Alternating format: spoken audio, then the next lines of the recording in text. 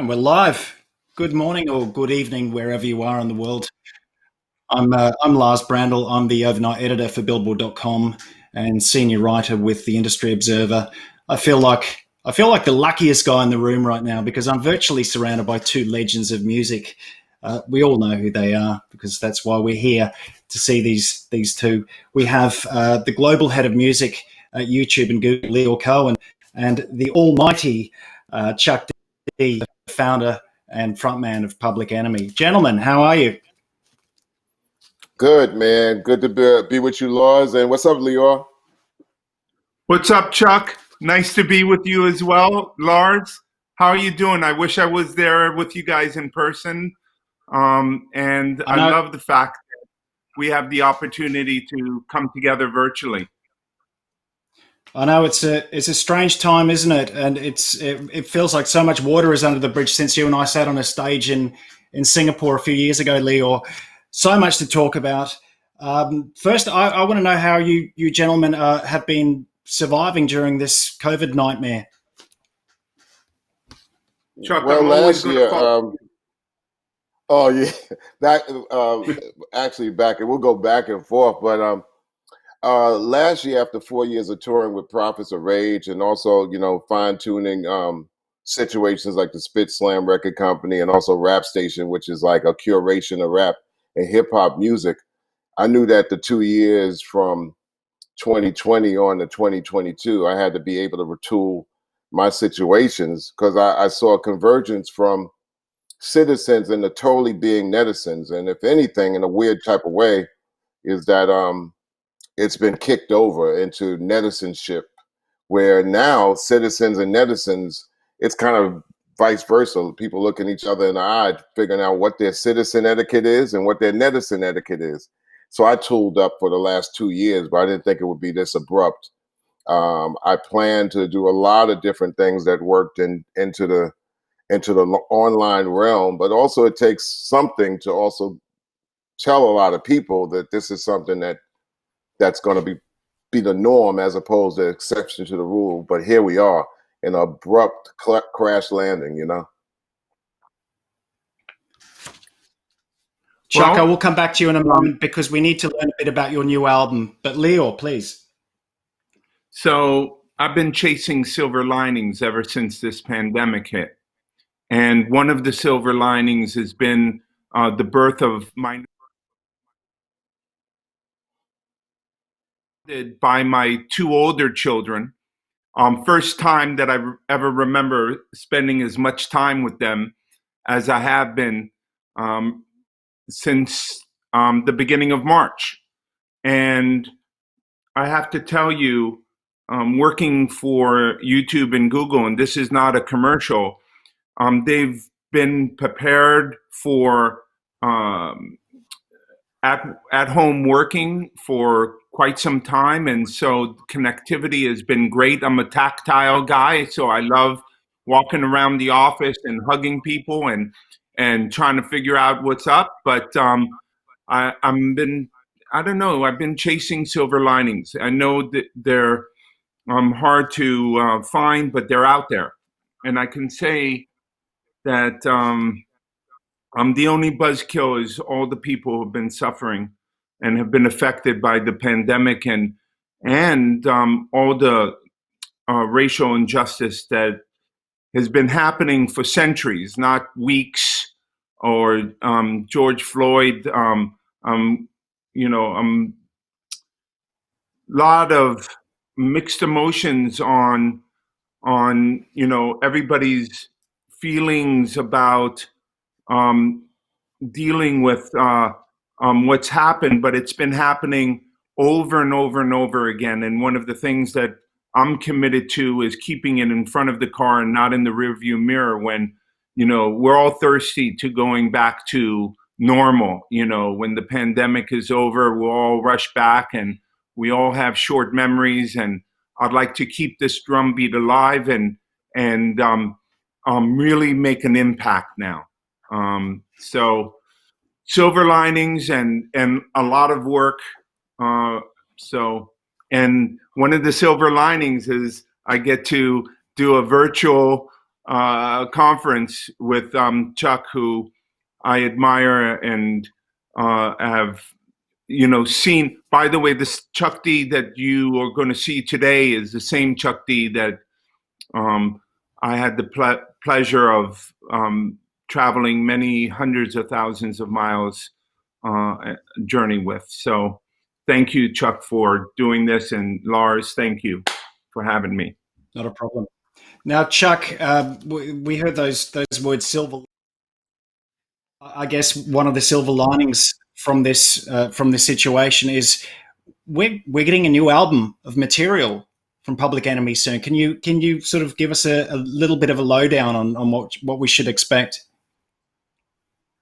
Well, I don't think that that's so much the silver lining of this. I think the silver lining is that everybody has a voice. I think artists have a gigantic voice, and I think what Public Enemy has been able to always do is show a path and to your artistry.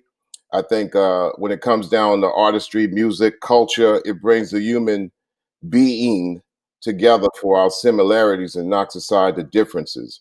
That's diametrically opposed to governments who like to slice and dice people up, categorize them, put them in their place. This hasn't been far more evident than even maybe a lot of the talk all over the place about how to handle the pandemic. But one thing that has come out of it between people and the voices and the music and speaking some truth to power and speaking against the hypocrisy, Public Enemy putting out an album is not the statement. The statement is maybe the question of the title, what you're going to do when the grid goes down, which actually says beware of government tricks in the time and chaos of emergency. A lot of help from our friends, on this one, being able to go back in Def Jam as a record label, and Lyor could attest to this, that the logo, whether we're apart, we come back to visit to lay down some kind of foundation of respect, that it might have 100 artists, 200 artists there, but Public Enemy has come back as a visitation. Okay, we come back as a visit to say, okay, listen, in the beginnings, maybe we was a situation that helped with the lights in the building, not build it from the ground up with the Beastie Boys, LL Cool J, Lyor, Rick Russell, but Public Enemy put electricity up in there too. So we come back, Flavor Flav said, hey, listen, enough for independent for a while. Let's go back to Def Jam, do something. But really, the statement of Public Enemy and anything that we do is always for other artists to see the best, to explore themselves, and with their artistry, hopefully change the world or speak to the world. And no better tools right now. And it's not just me saying it because we're on this panel, but no better tools than what YouTube provides each and every artist to have the ability to speak audibly, visually, and also speak to their soul against hypocrisy. So that's pretty much, that's the silver lining, and we're happy to be a part of that. Before Lyor, I jump back to you, I just want to check in. You mentioned Flavor Flav. So was he integral to bringing the band back to Def Jam? Yes. He said, listen, I think we should do something for Def Jam, and he's 50% of the say so. And for years, I spoke on building things online and independently. But in this situation, he says, listen, I think we need to at least do this for a couple of times. And I had to pay attention to that. So here we are. And we're joined by a list of friends from Uncle George Clinton. Lyor and Russell was instrumental on making Run DMC, and also Mike D and Ad Rock from the Beastie Boys contribute in the helping hand. So it's a big kumbaya type of thing, as well as the PE Crew, Ice-T, Paris Smith, another Rush production graduate. We all come through the trenches together.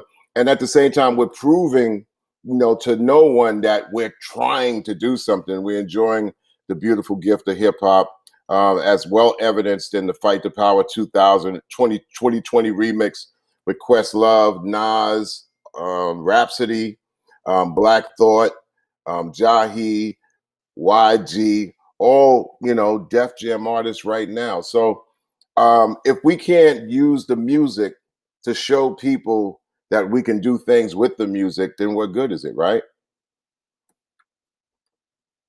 Chuck, it feels like this is the album we need right now. Leo, I want to go back to yourself. Let's talk a little bit about business and YouTube. The RIAA Mother Day had the market in the US up by about 5% during COVID, which is maybe it's not unusual. How's YouTube performing? Are you seeing numbers up? Are you seeing any? But before I tell you about the numbers at YouTube and how up they are, Chuck, last year at this conference, Def Jam announced their launch of Def Jam in Asia. And I hope you get a chance to meet all the members of that Def Jam crew that launched Def Jam. So I remember about in 88, 89 that we opened up Def Jam Japan and Def Jam Germany. Yep. So nice to see that they got people on the ground in Asia looking after the artists. So to YouTube, of course, we're happy to let people know that all the numbers are up, watch time is up, subscription is up dramatically. So we've really witnessed a terrific growth in our business. But one of the things that we are most mindful of and most focus on is the fact that artists are struggling to be able to engage with their fans in a live way. And live is the bread and butter of an artist's career. And the pandemic has put a severe crink in the live performances. So we immediately tacked and try to work and make our live product more intuitive, better to understand, easier to be discovered, and of course, quality of sound. So we feel super positive about the efforts that we've made around live. We also started seeing something that was very APAC centric, and that is the use of paid digital goods. And so we created this super stickers and super chat where the fans could actually be engaged with the performance by pinning some of their stickers or chats, and it's been really fun. It's been fun to watch. It's a new product. It's not new to Asia. They pay digital goods, but certainly it is something that we feel very passionate about, and we hope to continue iterating and making both the live experience and paid digital goods, only for the simple reason to help artists engage with their fans. So one of the other things that we've done is try to support certain artists in their as they're releasing their records. And we have packages like the Foundry packages that we are supportive of new artists and them coming to the marketplace. And I can just tell you that in Australia, Limecore Now has been a real honor for us to have worked with.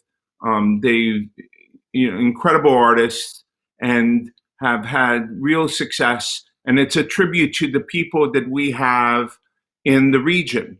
Marion, who works in Australia, and Ruben, who is Australian. Of course, everybody knows Ruben. He's like the founding member of this conference. And of course, India with Lost Stories, and Japan with the Novell, Bright. These are packages that are there to help support new artists. We loved our Fuji Rocks uh, participation. We're just trying to make sure that everybody knows that YouTube is there, and we are here to support the creative community. I mean, at the end of the day, there's nothing without the creativity of the creative community. It's the imagination that's happened uh, throughout the platform has been awesome to watch. I mean, I know it didn't happen in APAC, but to watch Bocelli perform live at the Duomo on Easter Sunday was just, I mean, I couldn't believe it. It was just a remarkable moment for us. Um, One last thing, I know I'm a run-on sentence, but one of our hero products is the Premiere product.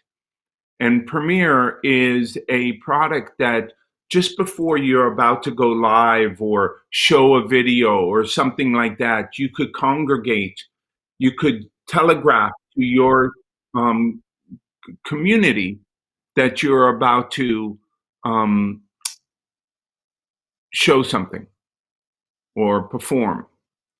And that's been a really fun product that's been incredibly well received. I mean, BTS broke records. They had over 3 million concurrents. It's just nutty what's been happening. So, a lot of the creativity is coming from the community all over the world. I mean, that's what makes my job fun. If you told me that some Thai rappers breaking all the records, I would say, why, of course. So anyhow, that Some of the other incredible live streams I recall from this pandemic was the Post Malone gig, which was it was the Nirvana tribute, and Australia shut down essentially to watch Powderfinger play 6 or 7 tracks, and it's had that performance on YouTube not only had a tangible effect in the real world. There, a 20-year-old album from Powderfinger just was pipped for #1 on the albums chart this week in Australia. But that performance also generated $500,000 for charity. So we've seen an interesting pivot from artists and their teams moving quickly to connect with their fan bases online through YouTube, but also generating cash for good causes. Now, Lyor, we should talk about hip hop. Every time I look at the charts, I'm blown away at just how massive hip hop is globally, and of course, American hip hop is the king. But in recent hours, Billboard has announced 2 new charts, 2 new global charts, and they're utterly dominated by hip hop artists. WAP is the #1 song globally right now in the world. It's the first time there have been metrics to look at streaming and sales data globally in 200 markets. Hip hop utterly dominates. We're seeing Travis Scott has a deal with McDonald's in the States. We haven't seen an artist or a celebrity used in the McDonald's campaign since Michael Jordan in 1992. So this just gives sort of an idea of where the top flight hip hop artists are in the mainstream. They're at the very, very, very top. I guess with that, we worry about busts coming after booms. We're experiencing a boom of hip hop. Is there any concern that we could have an EDM situation?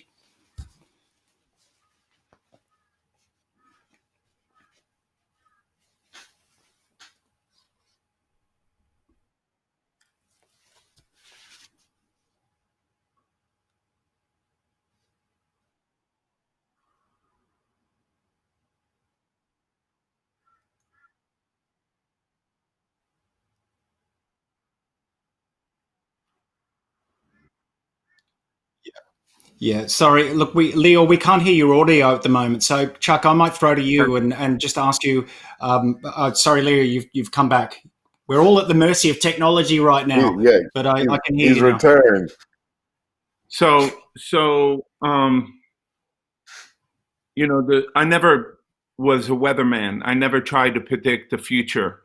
The future is going to be decided by some kid in a garage with supportive parents, a machine. I don't know what the machine's going to be this time, but I almost tanked the company. I almost sent Def Jam to its an early burial by thinking that rap music was going to be global. And I started opening up offices around the world, and I spent so much money. And the whole thing was, can you hear me? Can you hear me or not? Yeah, we can hear you. Yeah, it's all good. Okay, I can hear the producers talking in my ears. Um, so I opened up. I invested all this money in companies, Def Jam, all around the world, and spent a shit ton of money. Almost tanked the company, and I had the right idea. I was just a little bit early. And one of the things that I was early about was simply because all the rappers overseas felt that they were appropriating rap music. And so they didn't want to make it their own. They just simply mimicked American rappers. It was only till some kid said, fuck that. I have something to say. And they said it in their own way. And they were liberated in their expression. And that's when the art form got a passport. So I'm glad. I almost tanked the company with this thought, man. I wish it happened in '88.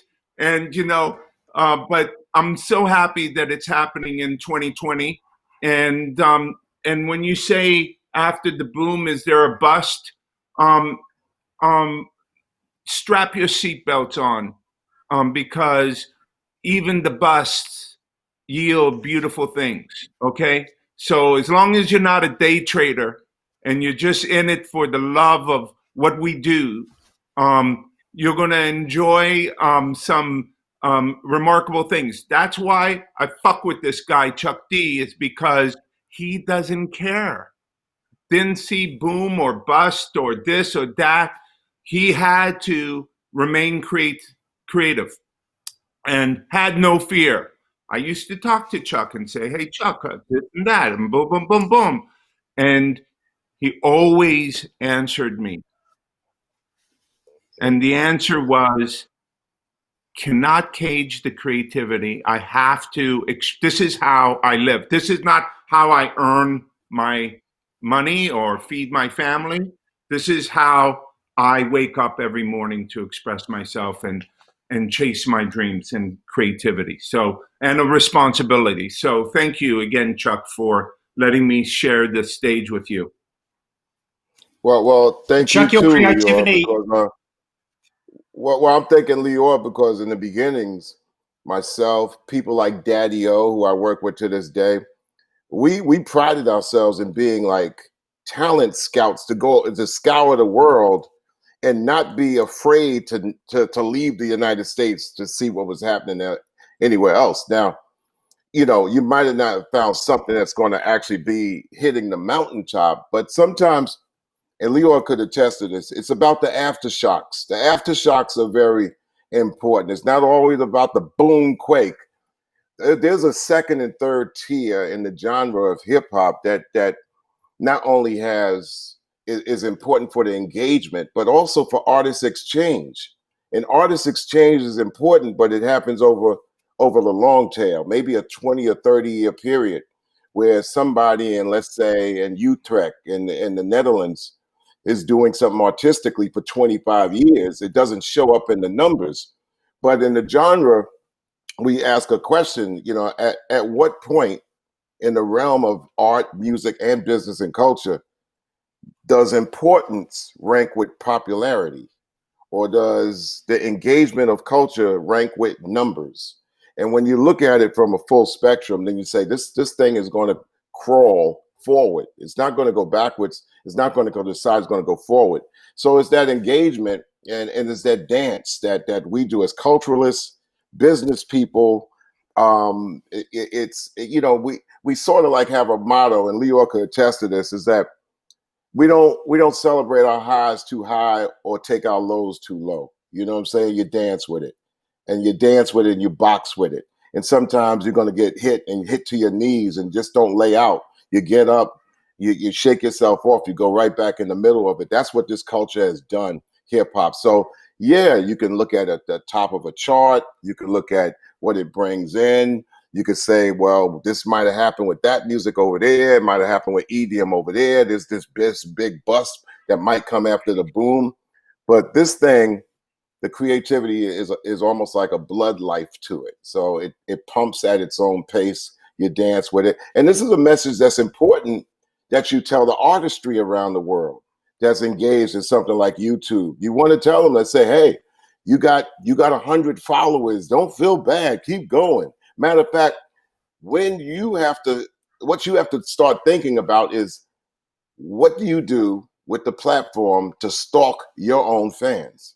That's the conversation the next 10 years. How do you stalk your own fans who stalk you? You know what I'm saying? Eminem had a record called Stan, and Stan was this obsessive fan that wrote Eminem every day. But I think the 2020 to 2030 is going to be, if you're an artist of any note, how do you become a stan of your stan? So this is what an artist wants to figure out. Like, I want to get in, but do I have to have the pressure of having popularity and numbers in order to keep me engaged? And this is what this platform provides. The platform provides the opportunity not only for the engagement, but also artist exchange. Side note: I believe Eminem had a real Stan show up at his house the other night. That wasn't a good situation. Lyor, you mentioned earlier the passports of hip hop. It used to be understood that only hip hop from the US of A traveled. We're seeing artists from around the globe selling around the globe and performing well on YouTube. The Kid Laroi is literally a young lad from Sydney. His debut album went in at number 8 on the Billboard 200 albums chart. It's a global world, and we're seeing hip hop moving everywhere. Yeah, so it's a global world, but you still have to put the work in. Kid Leroy came and visited me about over a year ago in New York City. And so the reality is that just like Chuck had to travel all over the world, Chuck is one of the most popular rappers outside of America because he put in the work. It's so many artists become real big in their home country. And then they say, wow, I struggled so hard to get really popular, and I could sell out this and I could make that, and I, am huge here in this local community. And why should I go and perform at a club in New York or London or Paris? And so they don't put the investment in. The difference with some of the most successful artists was it didn't matter to Chuck what stage he was going to burn down. That was the reality. And so it was, he actually said yes and yes and yes and traveled. I don't know, Chuck, did you, I suspect that you probably have done more gigs outside of America than you have inside. Yeah. I'm just guessing. 116 countries, Lyor.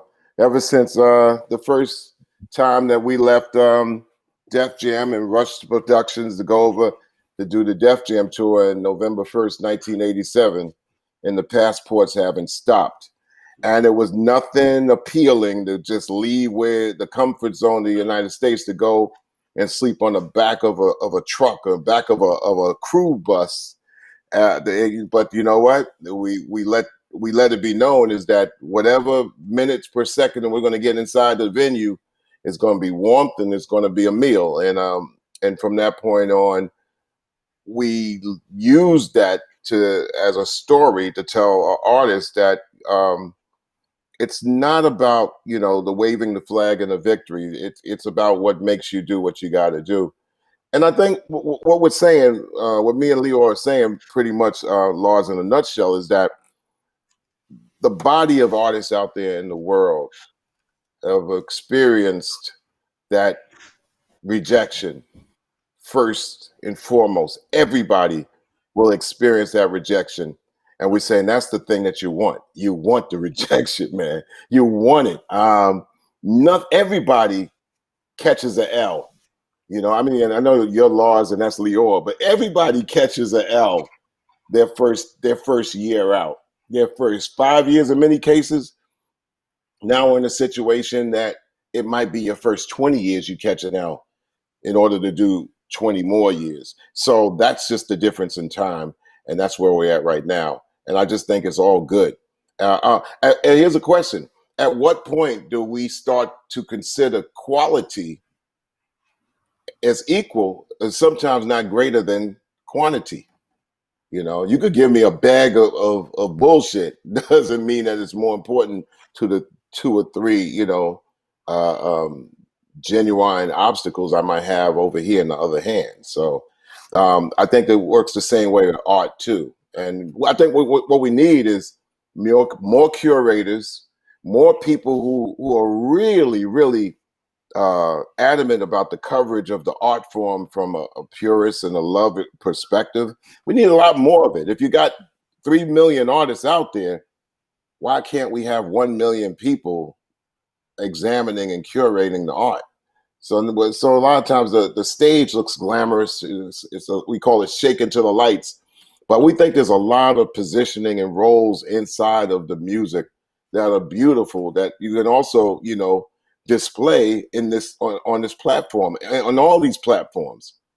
Somebody that says, "Hey, I want to be a profound writer," so all I do is blogs every day about the art and the art form with no ulterior motive. And I think those people are important to check out and corral in because it makes the art go forward. I'll tell you, one of the most important moments of my life is when I launched the YouTube Music app in India, and one of our teammates on the ground, Chaitanya and Pawan, thought it would be very interesting for me to visit Davari. I'm not sure I'm pronouncing it, but it's the second largest slums in Asia. And it's where Slumdog Millionaire was filmed. And we were walking through the slum, and we get to the middle of it, and there is a after-school program dedicated to the art of being a b-boy. It was the most amazing moment I've ever seen. Kangos, gazelles, little young children in one classroom, learning how to rap, learning how to graffiti, break dance. It was a remarkable moment for me. I could not, at that moment, it was super special to experience that. And of course, if you take a look at India and the explosion of the music industry in India, it's amazing. I mean, Hemingway and just artist after artist that are, breaking records, growing their fan base. They're like PhDs of YouTube, and it's just beautiful to watch. So I'm really like, that was a unique moment for me. For so many years, we talked about India and China as the sleeping giants. I like to add to the fact is that the music and the platform, before the pandemic, it was always like, how come this couldn't be part of a school curriculum? Because people need culture. They need that light in their life. And a b-boy after school program in India is just a tip of the iceberg of what this music and culture, and all musics and all culture should ride alongside a curriculum in every school system. And when I'm speaking especially from the United States, which has been like bombarded with confusion of where do we go from here. But now, since it's now everybody is online now, and it's an accepted norm to have your music, history, knowledge, culture, understanding, overstanding come through the vehicle of, pulling up a clip from whatever year or whatever artist and teaching through that. I don't see how that can't be done, especially now to better us. So I didn't mean to cut you guys off, but it's the perfect tool to be able to expose what's already been done and what's already been offered. It has already changed the world already. Gentlemen, I think we're taking some questions from the audience. Let's see if that's happening.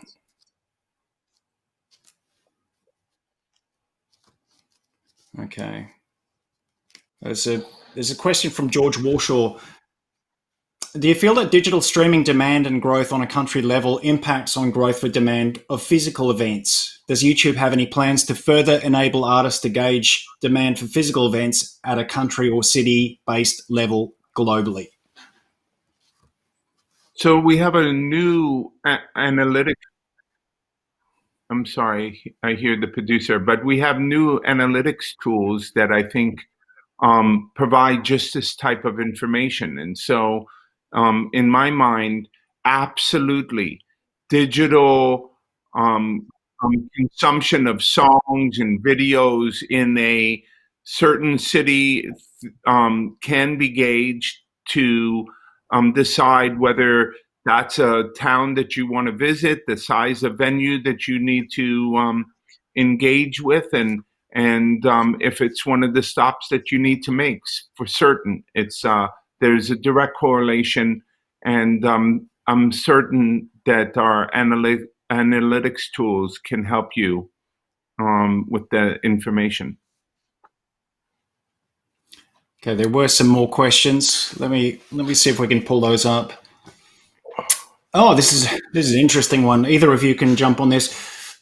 What do you think about younger kids dancing and lip syncing to explicit lyrics on TikTok?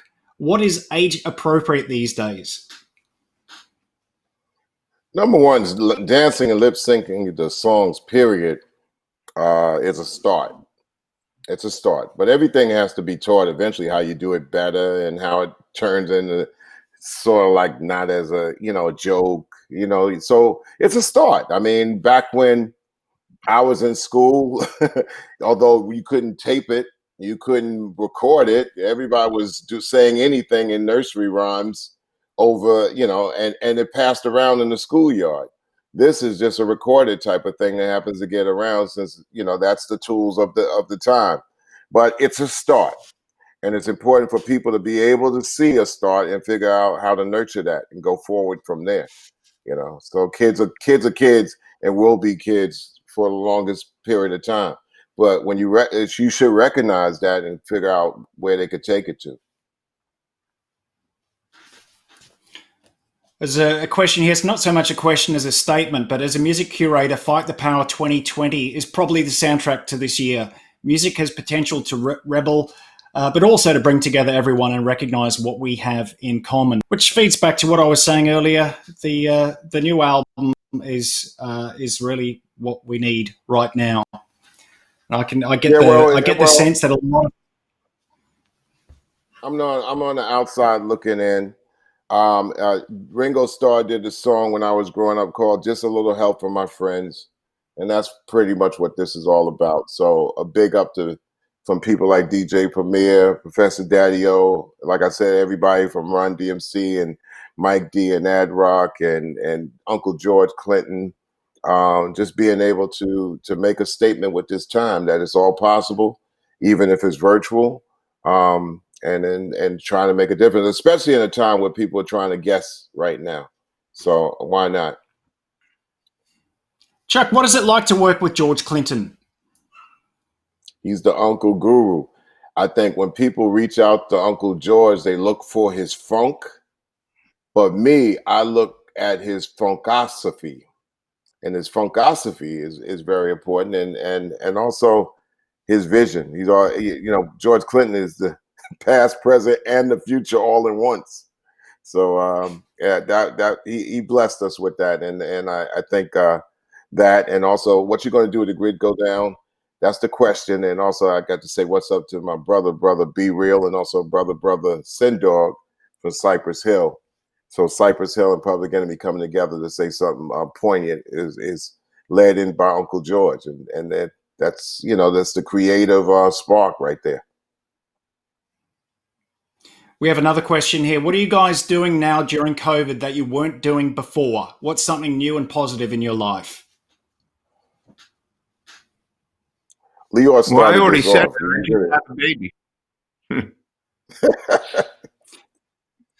Well, I I think Me, that's probably a good segue. I've You need to show us some artwork, Chuck. I've done massive artwork, and you know, this is called I think it's called Cafe Distance, and it just shows the sign of our times with a cafe with 6 feet of distance between the patrons with face masks, and I'm giving it to somebody after I complete it. So massive artwork over the last 6 months. So I already was doing massive artwork, but I have tripled it since then. The painting behind you, is that a COVID artwork? This is on the side of me. It's 1971. 40%, 50% complete. Reggie Jackson. It's 1971 Major League Baseball All-Star game. Had the most Hall of Famers ever, and it was highly influential as a kid. But out of that game is the great Roberto Clemente, who taught me, although he was a baseball player, he was the utmost humanitarian, who died the next year in a plane crash, getting medical funds to Nicaraguans after the earthquake. And from that point on, as a 12-year-old, I saw that this baseball player transcended that with a humanitarian deed and effort that went beyond the game. And I said, if I got involved in something, I would like to go beyond whatever I was categorized as. So I think going beyond just rapper is something I've always worked for. So that was that. Chuck, I'm going to throw my own question at you. Tom Morello has a book coming out soon. Have you had a chance to read the manuscript? And is there a Chuck D book coming sometime? I've put out 6 books. Tom Morello has a picture book coming out now, and I had a unbelievable 4-year brotherhood. We closed it like a theater, Lyor. You know, like people are like, oh, how come you guys can't go on and on?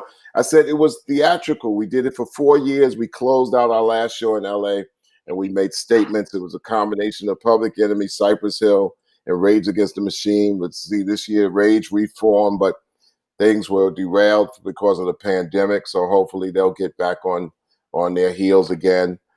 Cypress Hill and PE.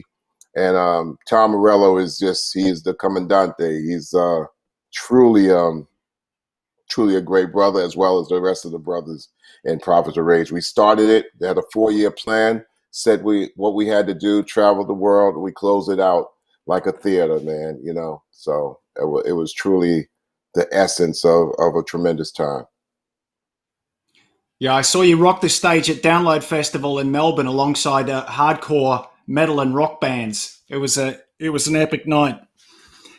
We have another question here from Danny. What's the question either of you would ask every artist?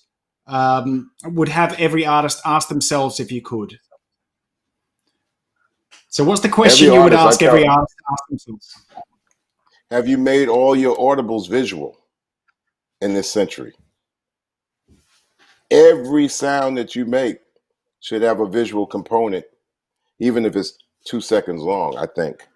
And since people operate from their phones, I'm like saying, well, if you operate from your phones and you're able to record, you should learn how to cut, shoot, edit from the same tool.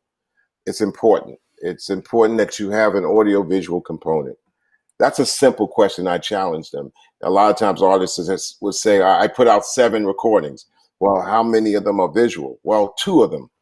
I'm like, well, we're not in a audio visual age anymore. We're in the visual audio age. And people see first and they listen second. It's a little bit to the point where people listen a little bit too much with their eyes. But it's the time we live in. We could grow to correct that. But too many people are listening with their eyes. I keep bringing up India, and I remember when I was there a couple years ago, and I sat with in one of India's most famous poets, and he said, "Indians see music, they don't hear music," and it's a thousands years tradition of visual. So what I tend to ask an artist is, do you actually need to wake up and make music? Is this actually a life that you want?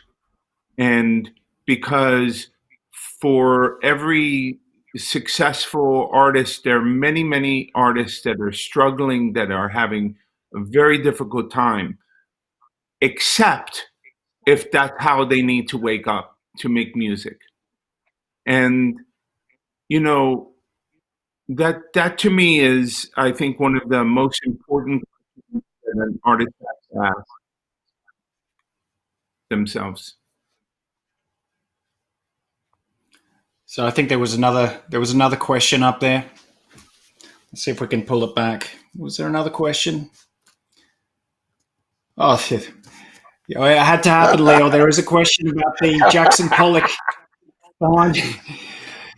Ollie So, asks, Leo, what is the artwork on the wall behind you? It had to be done.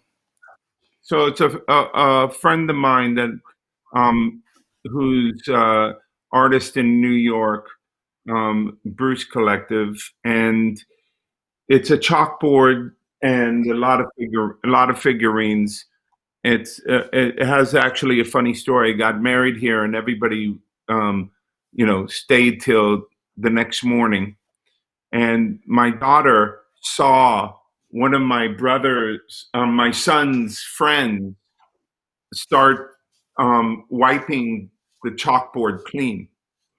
And she came in and said, "Were you rubbing this chalkboard that's a very famous piece of artwork?" And she said, "No, I did not." Well, the next morning I called up my son and I said, "Son, your sister saw one of your friends rubbing the chalkboard. You know, that chalkboard cost $8.5 million and now it's worthless. And I'm going to have to hold you somehow accountable, or your friend, and everything like that." And I kept that joke running for at least 2 days. I know it sounds horrible what I did to my son. He felt so bad. It's just a piece of artwork. It's even more valuable now since that happened. So, um, Good answer. Leo, I was looking through some questions I asked you on stage exactly 3 years ago, and I thought this was appropriate. I asked you, YouTube and the labels have always had a tricky relationship. I asked you then, how was the relationship? And I ask you now, how is YouTube's relationship with labels? I think the relationships are improving. I work very, very hard with our team throughout the world to let the labels know that we actually care about the art form, care about their artists. We want to hear music. We want to be as helpful as possible. We want to build products that the industry will find valuable.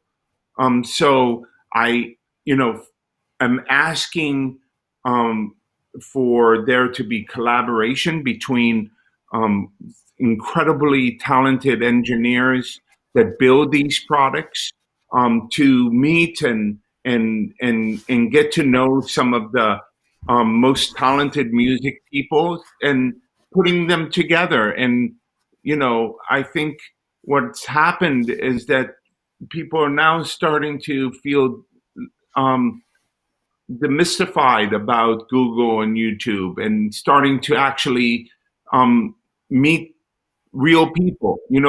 It's an opportunity for them to build products that the music industry could find helpful. And so that's what we've done. We launched, since the time we spoke, a subscription product that we're incredibly proud of. So the music industry appreciates the fact that we listened to them and they said we would prefer that the YouTube Google plane would have two engines, advertising and subscription. And that's been very helpful for the engineers and the leadership of YouTube and Google to hear the industry wanting this subscription product, and us actually building it, launching it. So we're focused, like I said, on all the ability for artists to engage with their fans during this very troubling time. And one of the other things that we want to be involved with and have a seat at the table is to look internally and ask ourselves, are we diverse enough? Why aren't we? How do we become more diverse? And we should be representing what our consumers will just be a smarter, healthier company. So we're looking internally of what we could do to improve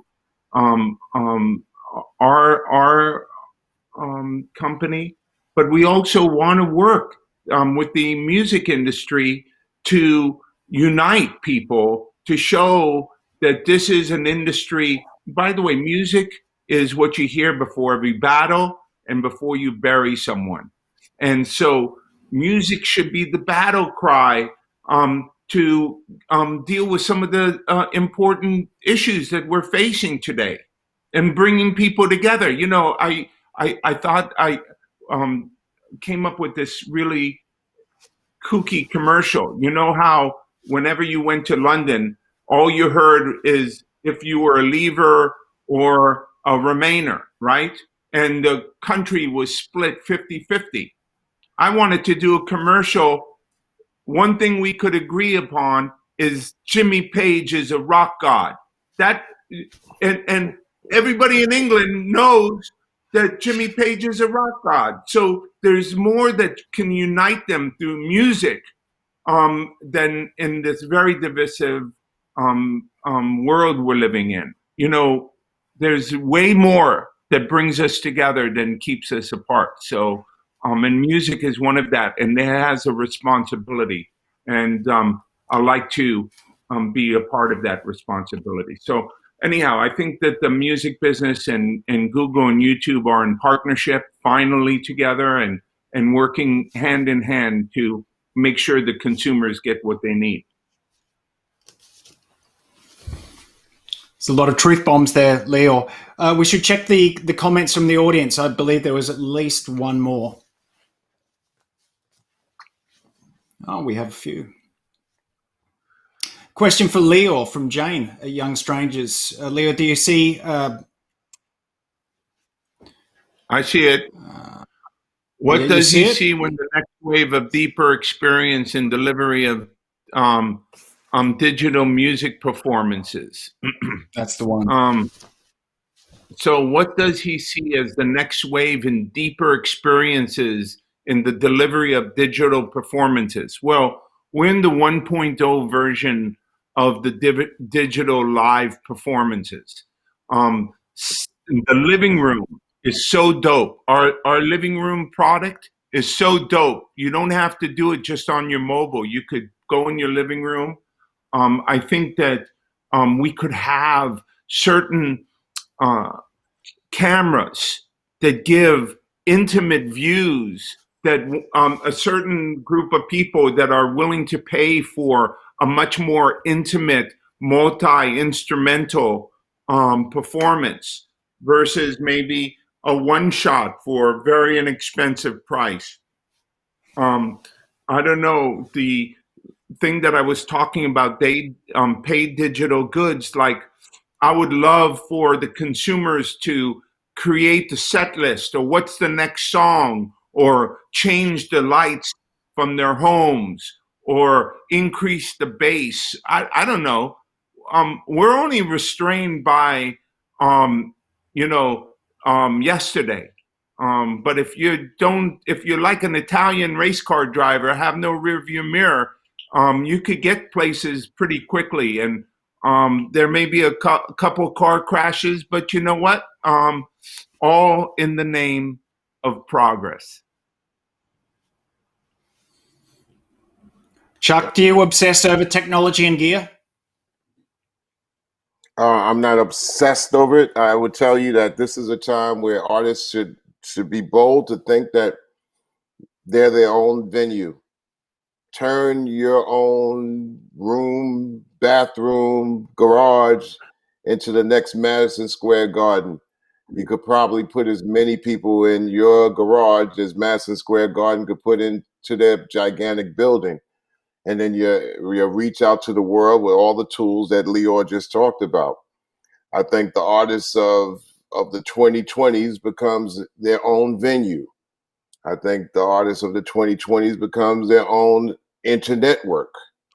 And the tool will be like useful for artists to show all diverse sides of themselves. So if people are going to visit these things called their gadgets and foray into these worlds, have them into your own artist square garden, you know, and you put your cameras and all in it, and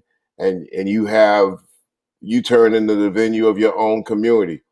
It's going to, more than saying it's going to be 5 million artists or 10 million artists doing their thing, but what we're going to experience is 5 to 10 million well put looking venues, instead of waiting for the venue closest to you to be the only answer for your artistry.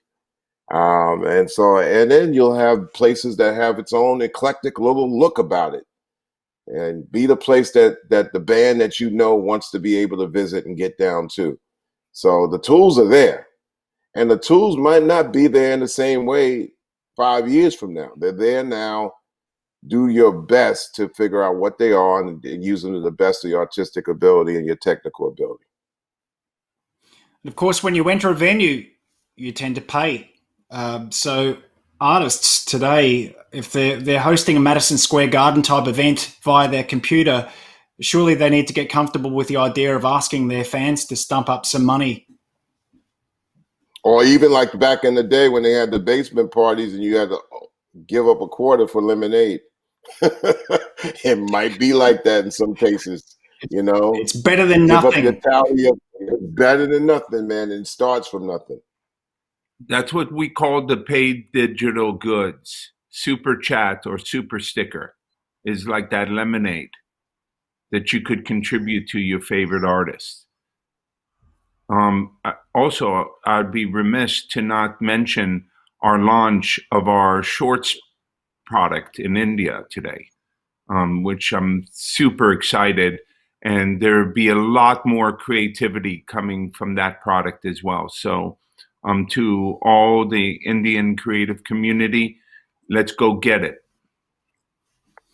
Gentlemen, we have very little time left. Final observations on the year ahead. Are we optimistic? Very much so. I'm very optimistic. I think I read an article that Lyor did last year when he was talking about the future of where the music is going to go is bigger than it, and bigger. Not necessarily bigger is always better, but in this case, it's going to be bigger than it ever has been before. Whether you could throw a saddle and a lasso around that wild horse is going to be another question. But it's going to be bigger, and will it be better? It depends on if you have the wise and know-how to understand and comprehend its magnitude. I'm both optimistic and pessimistic. I'm truly scared about how polarized this world is. I'm scared to death about it. And I'm scared about all the people that are going to suffer through the whole residue of the pandemic and the economic repercussions. I think that the consolidation of wealth into a few people's hands is doesn't end well, and that worries me um, uh, in such a profound way. I am excited and enthusiastic about the art and getting back to live performances. I think there's a lot of pent up creativity. Certainly, the music business is, after many decades of of free fall, is now returning to growth, and it's a few years of growth. I think that we all have more questions to answer about what the role is of everybody, what the future of the business is going to look like. Um, I want to, me personally, I want to spend next year uh, in doing more mentorship, and that to me, I think, is one of the dying arts. Um, that I think is really, really important for me to put on the gas on. So I would like to spend more time in helping young people in the music business find their way. So um, I came from the school of hard knocks. So when we talked about, when Chuck mentioned cold, I've been through three cold times. There was a period that I couldn't sign a good act. I mean, I signed one bad act after another. You remember the Family and Afros and just I almost tanked the company. But then MATHOD, man, and then Reggie Noble with Time for Some Action saved my ass. And so there's been many cold periods, and surviving cold is something that if you're built for it, if have your the proper perspective about the music business. If you're coming into the music business the way they've been demonstrating what the music business is all about, over the last 25, 30 years, I think you'll run into a dead end and hurt yourself and feel bad and waste a lot of time. But this is a great business if you absolutely adore the struggle, the musical struggle. So that's my spiel. Gentlemen, thank you so much. It's a wrap.